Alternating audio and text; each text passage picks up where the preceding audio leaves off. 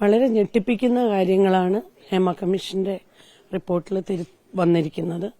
സത്യത്തിൽ സ്ത്രീകളുടെയും അതുപോലെ ജീവനും സ്വത്തിനുമൊക്കെ സുരക്ഷിതത്വം നൽകുന്നു പറഞ്ഞ് ഭരണത്തിലേറിയവര് 4.5 വർഷക്കാലം ഈ വിവരം അറിഞ്ഞിട്ട് ഇത് മൂടിവെച്ചു എന്നുള്ളത് വളരെ പരിതാപകരമാണ്.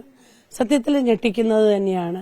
ഭരണകൂടവും കൂടി ഇതിന് ആരെയെങ്കിലും സംരക്ഷിക്കാനായിട്ടുള്ള ശ്രമം നടത്തുന്നുണ്ടോ എന്ന് തോന്നിപ്പിക്കുമാറാണ് ഇതിന്റെ ഇത്രയധികം ഇത് വൈകിച്ചതിൽ എനിക്ക് തോന്നുന്നത്. സത്യത്തിൽ ഇത് ഇങ്ങനെയൊരു കമ്മീഷൻ ഉണ്ടാവാൻ തന്നെ കാരണം നമുക്കറിയാം, നടി ആക്രമിച്ച കേസുമായി ബന്ധപ്പെട്ട് WCC ഇങ്ങനെ സിനിമാ മേഖലയിൽ സ്ത്രീകൾ അനുഭവിക്കുന്ന ബുദ്ധിമുട്ടിനെ കുറിച്ച് പലരും പതുക്കെയും ഉറക്കെയും ഒക്കെ പറഞ്ഞു തുടങ്ങിയപ്പോഴാണ് ഇതിനൊരു അന്വേഷണം വേണം, മറ്റ് ഡിപ്പാർട്ട്മെന്റുകളിലെല്ലാം സ്ത്രീകൾക്ക് വേണ്ടിയിട്ടൊരു സെല്ല് രൂപീകൃതമായിട്ടുണ്ട്, എന്നാൽ സിനിമാ മേഖലയിൽ ഇത് ഇല്ല എന്നുള്ളത് കൊണ്ടാണ് ഇതിനൊരു അന്വേഷണം ഉണ്ടായത്.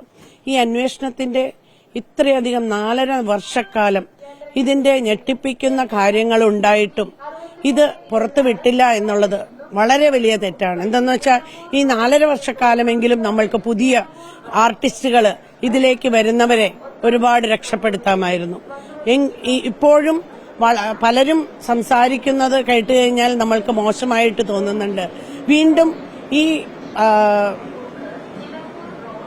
കാര്യങ്ങൾ പറഞ്ഞ എല്ലാവരും വീണ്ടും ഇത് കോടതിയിൽ പോയി ഇതിനൊരു കംപ്ലൈന്റ് കൊടുക്കാതെ എങ്ങനെയാണ് മുന്നോട്ട് പോകുവാനാവുക എന്ന് ഇത്രയ്ക്കും എവിഡൻസോടുകൂടി ഒരു കാര്യം കാണിച്ചിട്ട് അവര് വാട്സ്ആപ്പ് മെസ്സേജസ്, വീഡിയോ ക്ലിപ്സ്, പല കാര്യങ്ങളും എവിഡൻസോട് കൂടി കൊടുത്തിട്ടാണ് ഈ കാര്യങ്ങൾ തുറന്നു പറഞ്ഞിരിക്കുന്നത്. ഇത് ഒരു ഇൻഹൌസ് ക്യാമറ വെച്ചിട്ട് ചെയ്തിരിക്കുന്നു എന്നുള്ളത് കൊണ്ടാണ് അവർ ധൈര്യപൂർവ്വം അത് പറഞ്ഞിരിക്കുന്നത്. അത് പുറത്ത് പറയാത്തത് കൊണ്ട് അവർക്ക് അതിനെതിരെ നടപടിയെടുക്കില്ല എന്ന് ചിലരൊക്കെ പറയുമ്പോൾ അതിൽ വളരെ വേദന തോന്നുന്നുണ്ട്.